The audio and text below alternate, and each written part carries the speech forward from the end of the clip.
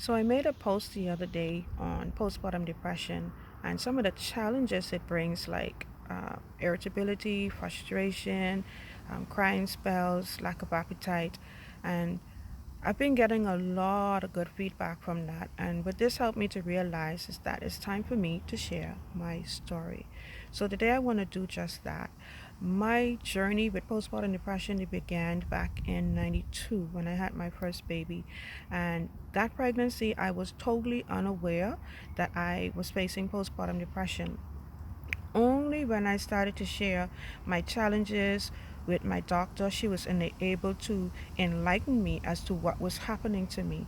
And she expressed to me that this is like a hormonal imbalance, which can happen during pregnancy or shortly thereafter delivery.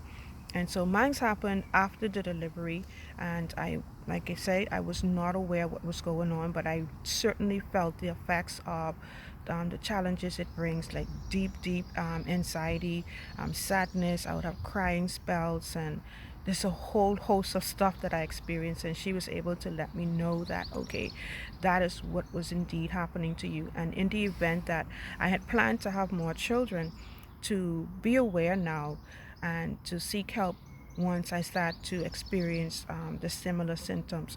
And so, with the hormonal imbalance, it means then that a lot of depression symptoms will pop up or will appear, and there is help for that. But sometimes people like me weren't don't be aware of what is happening to them, and even if they're aware, the thing is, because of the thoughts that you're having, some people may be embarrassed to say that this is what they're thinking or this is what they're feeling, and so they don't get help. Some people are afraid that if they express what is happening, what they're thinking, that their baby might be taken away from them, and so they don't say anything and they suffer in silence. And I must say that the thoughts won't go away without getting help. And what my doctor, when I start exhibiting symptoms in the second pregnancy, turned me on to talk therapy, and that worked. Talk therapy works for a lot of people, and then sometimes it doesn't. And so, depends on the stage and where the postpartum has developed.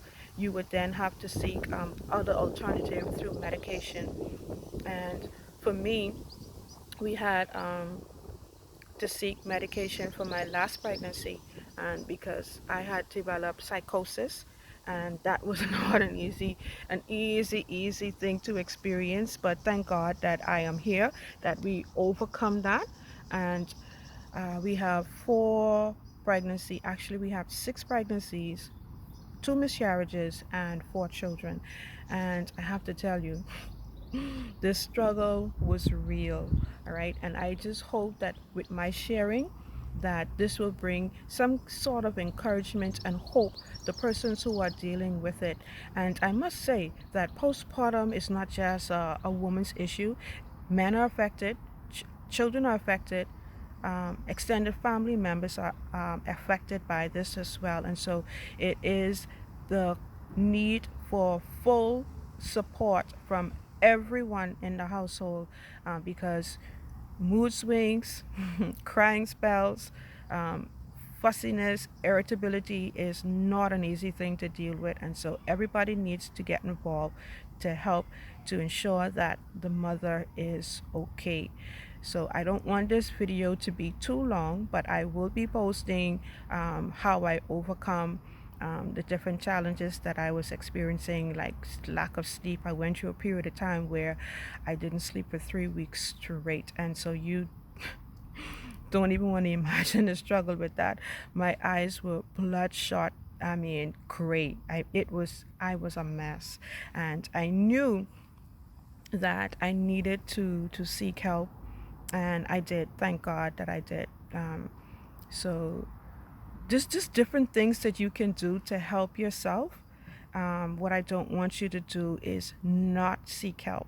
What I don't want you to do is to marinate on the thoughts that you're having, because once you keep analyzing the thoughts or allowing the thoughts to surf all the time in your mind, and you suppress them by not telling people what's going on because you don't know how they're going to feel. You don't know how they're going to respond. You don't know how they're going to react. How they react and how they respond is not your business. Your business is to say, hey, this is what I'm dealing with and I need help. It is okay for you to say that you are not well. It is okay to say that you need help. And it's okay to get help because you need the help. All right.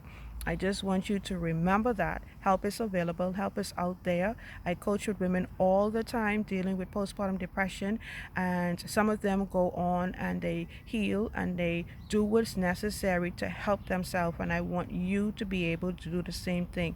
So that's it for this video today, and I'll see you in another video.